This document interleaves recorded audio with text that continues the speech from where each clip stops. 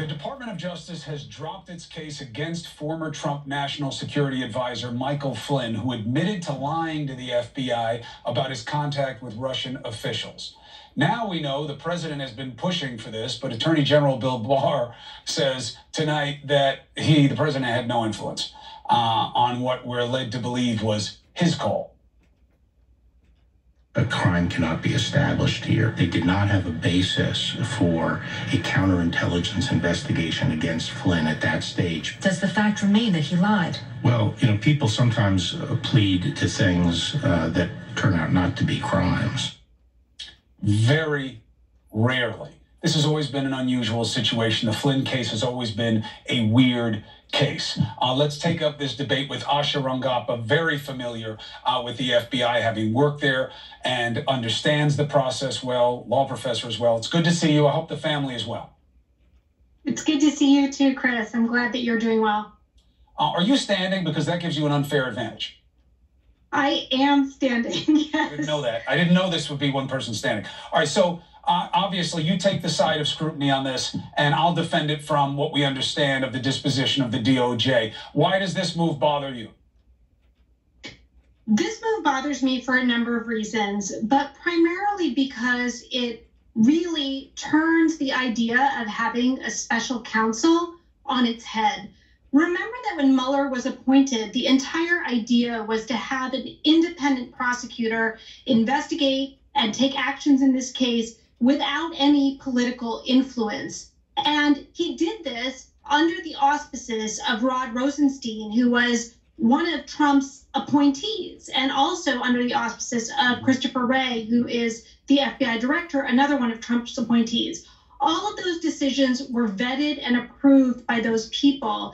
And Mike Flynn's prosecution took place under that entire investigation. Right. And what's happening now is someone who is a political appointee coming in after the fact and basically trying to undo the results of that investigation. And in my opinion, Chris, also trying to accomplish under the veneer of the law what Trump wanted to do, in my opinion, with a pardon.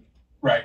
I agree with that point. My counter is that Barr has done far worse in the same vein with how he handled the investigation and how he edited what came out to us and how he interpreted how things should be carried forward or not to the president's benefit. And here, you do not have as strong a point because the Flynn case was a flawed case from the beginning. You never really had him on a crime.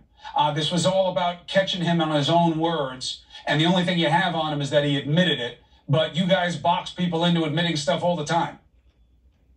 No, and I think that what this does is that argument essentially starts to conflate the idea of counterintelligence and criminal investigations.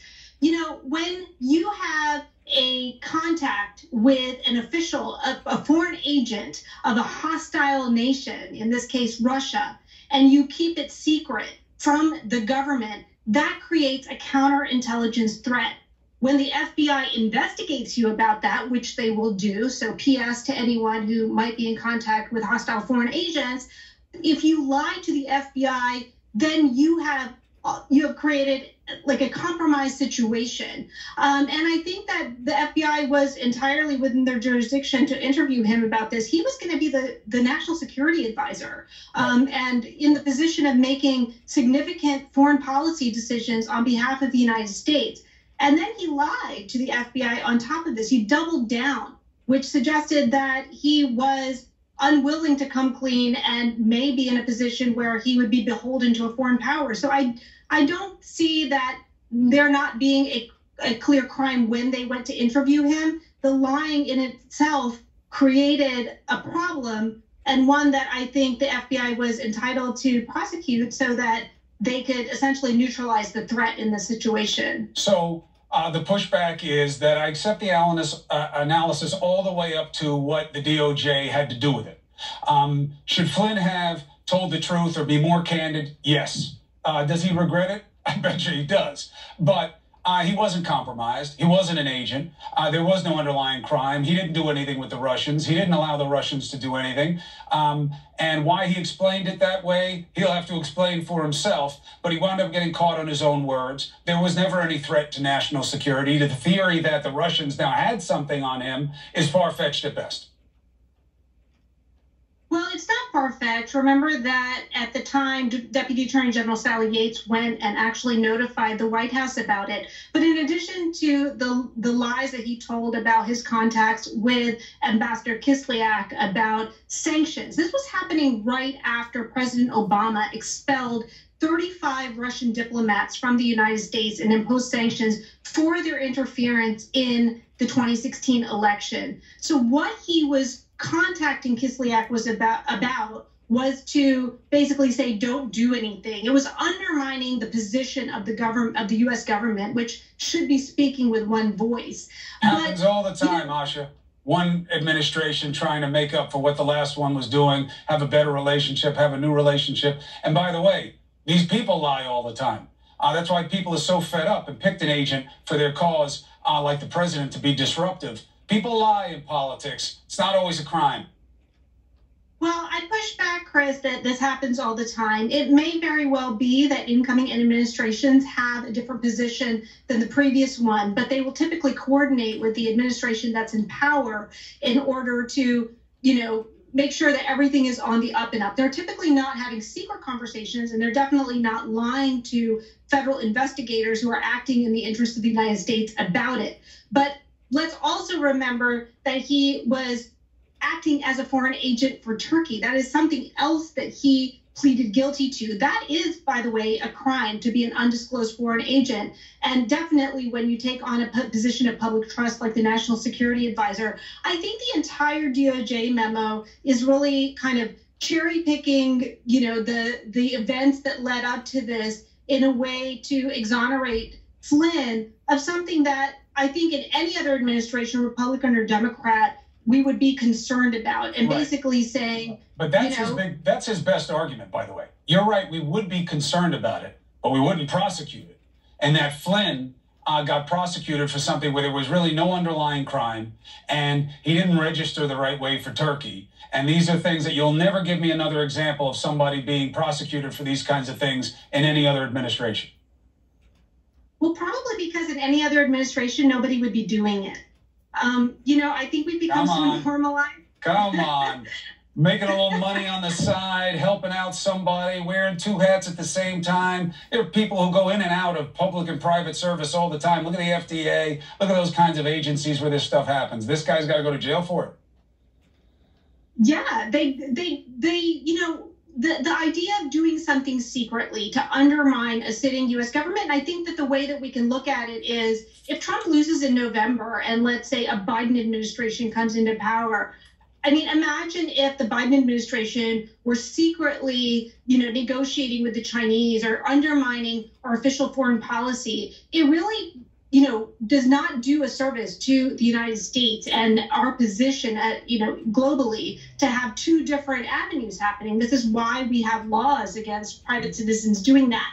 And I think that the idea that you can lie to the FBI with impunity in an investigation is something that is so fundamental to the administration of justice. And let's just go back to this idea that, the bar is chipping away at the idea that this was a legitimate investigation. This was an independent investigation by the special counsel appointed by Trump's own appointee, overseen by Deputy Attorney General Rod Rosenstein and Christopher Wray. Right. And this is really, in my opinion, impugning their own judgment because they were the ones overseeing this during the time that this was all happening. No, I give you I think that if anyone has to answer for it, it should be Rod Rosenstein. I give you that point, that it seems like an encroachment and done for political payback purposes.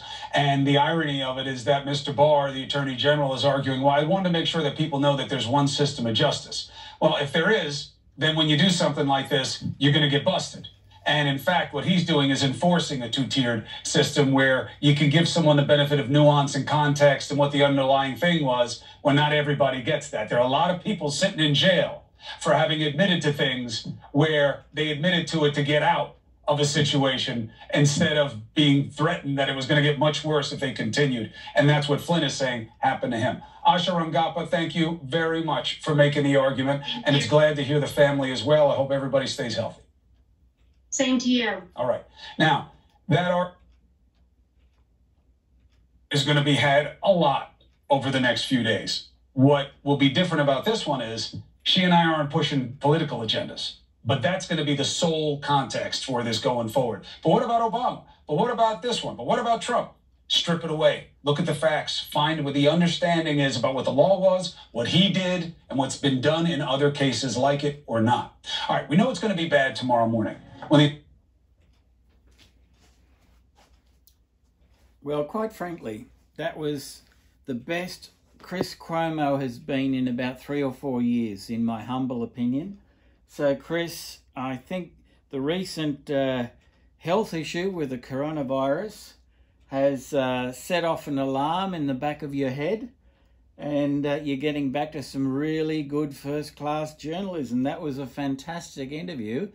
And as you know, Lord Reags is an investigative award-winning journalist of 30-odd years standing in Australia. And to see this on CNN, I'm flabbergasted. So CNN is finally, that's 2 in a row. I said some complimentary things about Anderson Cooper earlier today, May the 8th, 2020, and here I am. I never thought I'd be doing this, but I'm singing the praises of Chris Cuomo. And that girl Ash from the FBI, I thought she did a good job too, putting her case about it being wrong to lie to the FBI. But in the Fair Income Department, the prisons would be full of people over the last centuries who lied to the FBI for whatever reasons, many of them to protect their ass, but also to protect somebody else. And in this case, this fellow has actually gone to jail for lying, not in an official capacity. Comey just sent over a couple of guys, quote unquote, to have a chat to him at the White House. So he obviously didn't think that it was an on-the-record discussion, or he was ambushed, or he was at a distinct disadvantage, and they have just verbaled him like many police verbal would-be long-term prisoners when they haven't got any other suspects worth arresting. That has happened around the world, where the wrong person has been thrown into jail on a trumped-up charge, and a statement has been written on their behalf, and they've just been forced to sign it. That does happen. It has happened, not very often, but it has certainly happened. And I do believe this guy's gone to jail for all the wrong reasons. And as Chris Cuomo has pointed out, no offence was committed, apart from fibbing to the FBI agents who came over in an unofficial capacity to the White House to have a chat to him with the sole purpose of getting him caught in a trap, though it was a setup. So thank you, Chris Cuomo, for putting a bit of objectivity back into the discussions at CNN. Full marks to you on this occasion, and I sincerely hope it's a trend that's going to continue and we get back to some good old-fashioned objective, neutral journalism where we, like you said, strip away the garbage and just stick to the facts of the matter. This is Lord Reags over and out.